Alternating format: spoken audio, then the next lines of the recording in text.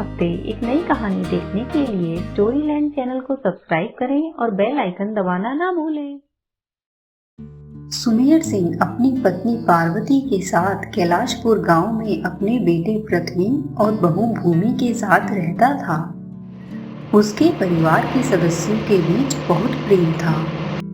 पार्वती अपनी बहू को बहुत प्रेम से रखती और भूमि भी उसकी बहुत देखभाल किया करती। भूमि एक अनाथ थी। वो अपने मामा मामी के घर पली बड़ी, पर अब उसे अपने ससुराल में जैसे पूरा परिवार मिल गया हो। फिर से काम मिल गया, अब दूर शहर जाना होगा। 6 महीने बाद ही लौटेंगे अब हम दोनों। अरे इतना ज्यादा वक्त के लिए आप पहले कभी नहीं गए?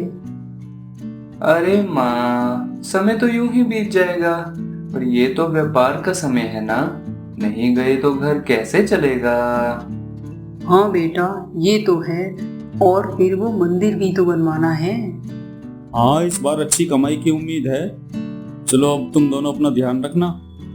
भूमि, माँ का पूरा ध्यान रखना तुम। आप चिंता मत कीजिए, मैं माँ जी को शिकायत का कोई मौका नहीं दूंगी। सुमेर सिंह और पृथ्वी के जाने के बाद दोनों बहुत अच्छे से रह रही थी। दोनों साथ ही खाना खाया करती और सब काम किया करती। भूमि अपने सास के सब काम किया करती, नहलाना, कपड़े धोना, मालिश आदि। बहू, मेरी हमेशा से एक इच्छा थी कि अपने बुजुर्गों के घर की मरम्मत कराएं और उनकी याद में एक मंदिर बनवाएं। मेरा स्वास्थ्य भी अब खराब रहने लगा है। माँ जी, कुछ दिनों में ससुर जी और ये आते ही होंगे। जैसे ही आएंगे तब जरूर आप जैसा कहती हैं वैसा ही होगा। ये गांव ज्यादा बड़ा नहीं था और ज्यादातर लोग गांव छोड़कर बाहर शहर की ओर जा चुके थे। गांव के मकान पुराने हो चले थे, पर जो लोग नहीं जा सकते थे उन्हें मजबूरन गांव में ही रहना पड़ रहा था। बेटा, इस बार तो काम जल्दी ही खत्म हो गया और अच्छा मुनाफा भी हो गया है। हाँ पिताजी, हमें अब घर चलना चाहिए। दोनों हमें समय से पहले लौटा देखकर खुश बहुत होंगे। सुमेर सिंह और पृथ्वी घर की ओर एक लंबे सफर के लिए निकल पड़ते हैं। तभी अचानक पूरे राज्य में बहुत तेज भूकंप आता है। सुमेर सिंह और पृथ्वी की गाड़ी अपना संतुलन खोकर खाई में गिर पड़ती है और इधर कैलाशपुर गांव के लगभग सभी घर गिर जाते हैं। कई लोग जानवर दब के मर जाते हैं। सास बहू जब ये सब देखती हैं तो डर जाती हैं। अपनी आंखों के सामने अपने गांव को उजड़ते देखना, इससे बुरा क्या हो सकता है।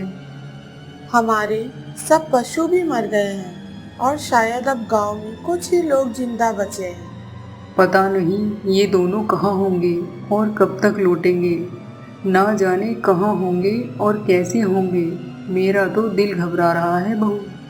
अभी तो उनके आने में 1 महीना बचा है माँ जी, और आप उनकी चिंता मत कीजिए। वो लोग तो भूकंप के इलाके से बहुत दूर हैं। पर जिंदगी कहाँ रुकती है। बचे हुए लोग हिम्मत से अपनी जिंदगी आगे शुरू करते हैं। शहर से मदद आती है, दबे हुए लोगों को निकालते हैं और मरे हुए लोगों को ले जाते हैं और सभी घर के आगे पर्चे चिपका जाते हैं जिसमें जरूरी सूचनाएं और उनका संपर्क होता है, ताकि किसी को उनसे संपर्क करना हो तो संपर्क कर सके। जब तक गांव की स्थिति सामान्य नहीं हो जाती तब तक पास के बड़े मंदिर में रोज सभी गांव वालों को खाना खिलाऊंगा। बहुत बहुत धन्यवाद सेठ जी, आप सच में भगवान बन के आए हैं हमारे लिए। इससे फिलहाल के लिए गांव वालों के खाने पीने की समस्या तो नहीं रही थी। भूकंप के बाद से सास दुखी रहने लगी थी। उसकी उम्र के कई लोग भूकंप में चल बसे थे। वो ज्यादातर वक्त अपने टूटे हुए कमरे में ही रहती और वो अब अपनी बहू से भी कम बातें किया करती। उनका मेहनत से बनाया हुआ घर टूट चुका था। माँ जी, क्या बात है? आप कुछ दुखी हैं? मुझसे कोई गलती हुई क्या? नहीं बहू, बस मैं अपनी एक आखिरी इच्छा के बारे में सोचती रहती हूँ। पर अब तो हमारा जो घर था वो भी टूट चुका है। मंदिर कहाँ से बनाएंगे? माँ जी, आप चिंता मत कीजिए, आपकी इच्छा जरूर पूरी होगी। पर स्थिति अभी ऐसी है कि मैं चाहकर भी कुछ नहीं कर सकती हूँ। सुना है कि गांव में घर की मरम्मत और घर बनवाने के लिए कामगार आए हुए हैं। तू जाकर उनसे बात क्यों नहीं करती? क्या वो हमारा ये छोटा सा काम नहीं कर सकते? देख बहू, अब मेरा शरीर में मानो जान ही ना रही हो। मेरी इच्छा पूरी हो जाए तो मुझे मुक्ति मिले। माँ जी, ऐसा न कहिए, हम दोनों ही एक दूसरे का सहारा हैं। आपके लिए ही तो मैं यहाँ हूँ, और आप ऐसी बातें न करें। वे कामगार तो सरकारी हैं, जो काम मिला है वही करेंगे बस, अलग से वो कुछ नहीं करेंगे। ये कहकर बहू सास की बात टाल देती है।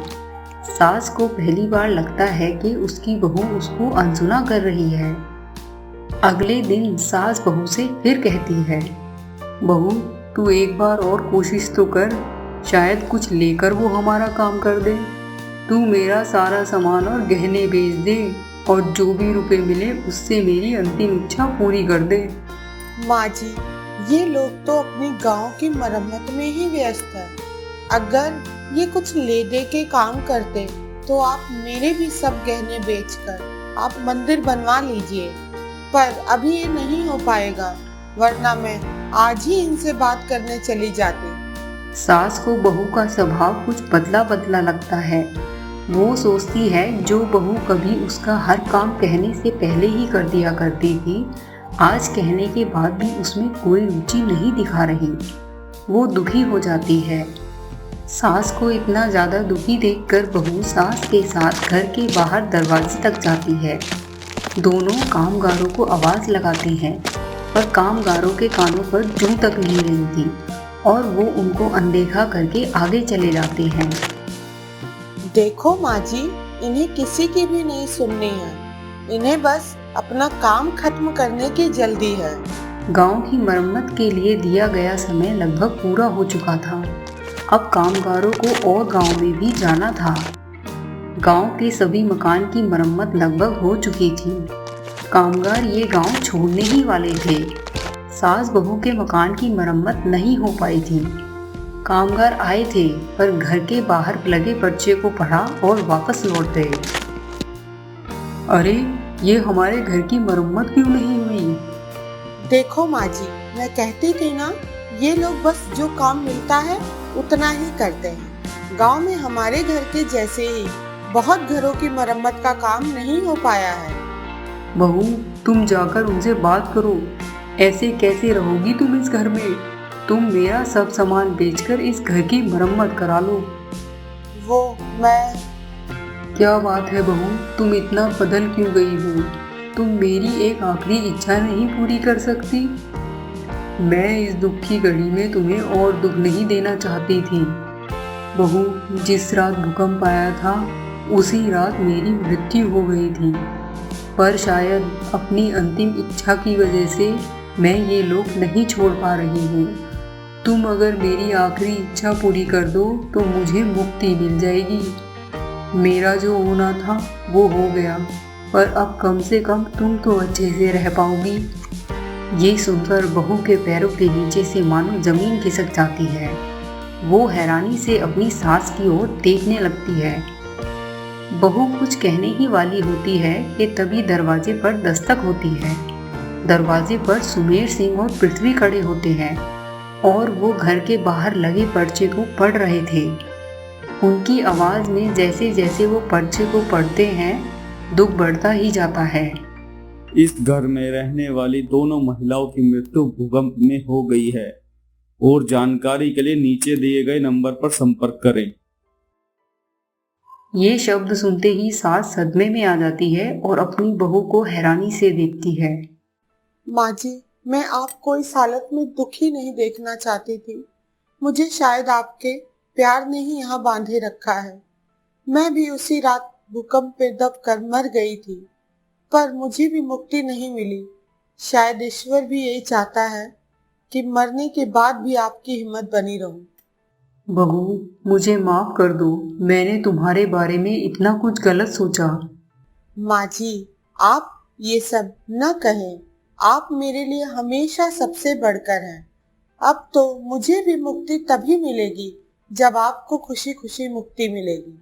ये कैसा दुर्भाग्य है कि दोनों हमें एक साथ छोड़कर चली गई। आखिरी बार माँ और भूमि से मिल भी नहीं पाया।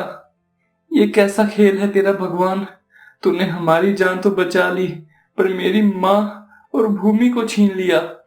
पूरे जीवन भर मैं उसे कुछ नहीं दे पाया और उसकी एक अंतिम इच्छा भी अधूरी रह गई। हमें उनकी अंतिम इच्छा पूरी करनी होगी, वरना उन्हें मुक्ति नहीं मिलेगी। कुछ दिनों बाद सुमेर सिंह और पृथ्वी उनकी अंतिम इच्छा पूरी करते हैं और इस तरह दोनों सास बहू को मुक्ति मिल जाती है। प्यारे दोस्तों, मैं हूँ आपकी सुपर सासू और मैं हूँ आपकी बेस्ट बहू। पूरी अच्छी लगी तो हमारे चैनल को सब्सक्राइब करें और बेल आइकन को दबाएं, जिससे हमारी लेटेस्ट स्टोरी की नोटिफिकेशन आपको सबसे पहले मिले। और हाँ, साथ ही कमेंट करके बताएं स्टोरी में आपको सबसे अच्छा कौन लगा, सास या बहू। जल्द फिर मिलते हैं प्यारे दोस्तों, तब तक हंसते रहिए, मुस्कुराते रहिए।